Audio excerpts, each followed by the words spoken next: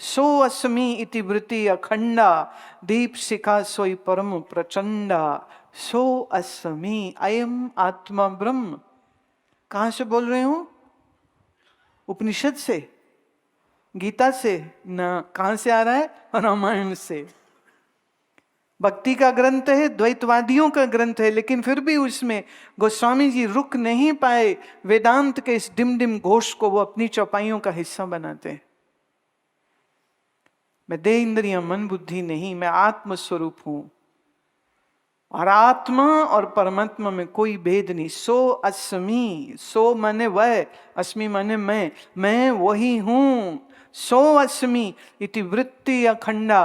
तुम्हारी वृत्ति देह मन बुद्धि संसार वाली नहीं, तुम्हारी वृत्ति ये वाली और अखंड चले तो फिर दीप शिखा सोई परम प्रचंडा। फिर जैसे दीप जल जाए तो उसके उजियारे से अंधकार दूर होता है, ऐसे जन्म जन्मांतर के हमारे अंधकार से भरे मन का निवारण इस अज्ञान का कैसे होगा? सो अस्मि इति वृत्ति अखंडा। अब ये बहुत ऊंची बात हो गई, तो थोड़ा सा तुम और पीछे मैं तुमको ले जाती हूं। तो कम से कम इतनी बात तो समझो कि ईश्वर से हमारा डायरेक्ट संबंध है। ईश्वर अंश, जीव अविनाशी। मैं देह नहीं, मैं अविनाशी हूं। मैं ये शरीर नहीं मरने वाला, मैं तो अविनाशी हूं। और मैं अविनाशी उस ईश्वर अविनाशी का ही स्वरूप हूं। इतनी भावना तो अपने अंदर थोड़ी लाओ, थोड़े चिंतन में लेकर के आओ। लोग बोलते हैं धर्म मतलब विश्वास, गलत। लोग बोलते धर्म मतलब आस्था, मैं कहती गलत। और मैं जब गलत कह रही हूं तो उसके पीछे कारण खुद गोस्वामी जी ने दे दिया। वो क्या कहते? जाने बिन होए न प्रतीति। जिसको मैं जानता नहीं उसकी प्रतीति नहीं होगी। बिन प्रतीति होए न प्रीति। और जिसकी प्रतीति नहीं होती उससे प्रेम कैसे हो सकता है? See how logical Goswami ji is going. अब मैं आपसे कहूं कि हमारे गुरु महाराज से आप प्रेम करो, तुम कहोगे वो कैसे? हमने देखा नहीं, जाना नहीं, कैसे प्रेम करें उनसे? चलो गुरु जी रहने दो, हमारे माता जी से प्रेम करो ना। उनके प्रति वेरी रिस्पेक्टफुल हो, उनको लव करो। तुम कहोगे वो कैसे? हम तो उनको जानते नहीं। जिसको मैं जानूंगा तो उसकी प्रतीति होगी, जिसकी प्रतीति होगी उससे प्रीति बिन नहीं भक्ति दृढ़ाई। और जिससे प्रेम नहीं उसकी भक्ति कैसे कर सकते हो? अभी हम आपको भूमि भंजन प्रश्न देने लगे। कौन सा? भूमि भंजन प्रश्न है। प्रश्न ये है, क्या तुम राम को जानते हो? क्या तुम्हें राम की प्रतीति है? और प्रतीति है तो ही तो भक्ति है। जिसकी प्रतीति नहीं, क्योंकि तुम उसको जानते नहीं, जिसको जानते नहीं उससे भक्ति कैसे करोगे? ख्याल करना, हमारे मनीषियों ने, हमारे ऋषियों ने मालूम मूर्ति पूजा कब से शुरू करवाई? जब अच्छा काल था, ऋषि महर्षि की साधनाओं थी, आम इंसान नर नारी भी तपस्वी थे। पढ़ा ना अपने भागवत में, जिसको संतान चाहिए आएगा, ये ऋषि की पत्नी, नाम अलग अलग होंगे, तो उनको पुत्र की इच्छा हुई तो वो जंगल में तपस्या करने चले गए। भाई ये क्या बात हुई? चाहिए संतान तो तपस्या क्यों करने जा रहे हैं? ये बिल्कुल ऐसे है, अगर खेत में आप खराब बीज डालेंगे तो तुम्हारी फसल अच्छी नहीं हो सकती, राइट?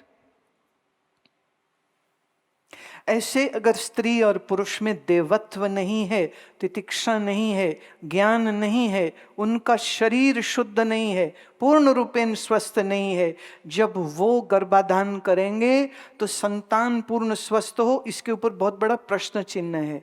यहाँ पर अगर कोई गायनेकोलॉजिस्ट बैठे हैं या जो नर्सिंग होम रन करते हैं या जिन्होंने बच्चे पैदा किए हैं, वो माताएं यहाँ पर बैठी, उनको मालूम है 100 में से लगभग 35% बच्चों का जन्म होते ही उनको जॉन्डिस है या नहीं? बोलो। कारण? आप कारण नहीं समझना चाहोगे। हमारे यहाँ क्या है कि वो चलन है, जॉन्डिस हो गया तो चलो कोई नहीं, उसको वो केयर में डाल देंगे, उसको ट्रीटमेंट में रखेंगे, फिर कितनी सारी दवाइयाँ उस छोटे से बच्चे में, इतने लंबे लंबे कैनुलास लगा के जब दवाइयाँ चढ़ाई जाती हैं। तो मैं सच्ची बात बोलूँ तो तुमको ना पति पत्नी को माँ पिता बनने से पहले, मैं शास्त्रीय बात कह रही हूँ, आयुर्वेद के नियम अनुसार कह रही हूँ, कम से कम 3 साल तक किसी वैद्य की देख रेख में आपको आहार ठीक करना चाहिए, आपका व्यवहार ठीक करना चाहिए, मनोवाही स्रोत ठीक करने चाहिए। तुम जान के हैरान होगे, इस समय हमारे देश में यूं तो लगेगा बहुत बड़ी जनसंख्या है, पर उससे ज्यादा बड़ी कड़वी सच्चाई ये है कि आज का पुरुष पिता नहीं बन पा रहा है, और आज की जो ये बच्चियां हैं, जो लड़कियां हैं, ये विवाह के बाद मां नहीं बन पा रही हैं। इनफर्टिलिटी हमारे देश में बढ़ रही है, और उसका कारण है ये जो तुम सीड ऑयल्स खा रहे हो, बहुत ज्यादा चीनी खा रहे हो, और दूसरा हाइब्रिड गेहूं और हाइब्रिड राइस जो तुम खा रहे हो। ऑर्गेनिक ढंग से जो हमारे पुराने 100 साल पुराने बीज थे, उन बीजों से जो खेती हो रही है, वो गेहूं जिसको मैं कहती हूँ लाल गेहूं या काठियावाड़ी गेहूं, अगर आप ये गेहूं खाते हैं इनफर्टिलिटी हो नहीं सकती। और अगर आप दूसरा गेहूं खा रहे हैं जो मास प्रोडक्शन हो रहा है, उसमें इतना पेस्टिसाइड जाता है, इतना पेस्टिसाइड जाता है, कितना पानी हमारी धरती का बेकार हो रहा है। अभी 3 साल पहले से मैं मिलेट की बात कर रही हूँ, क्योंकि मिलेट हमारे भारत का असली खाना था। ये गोरों के साथ रहते रहते हमने अपनी रोटियां भी गोरी कर ली हैं। तो रोटी गोरी करने के लिए हमने क्या किया, छिलका उतरवा दिया है।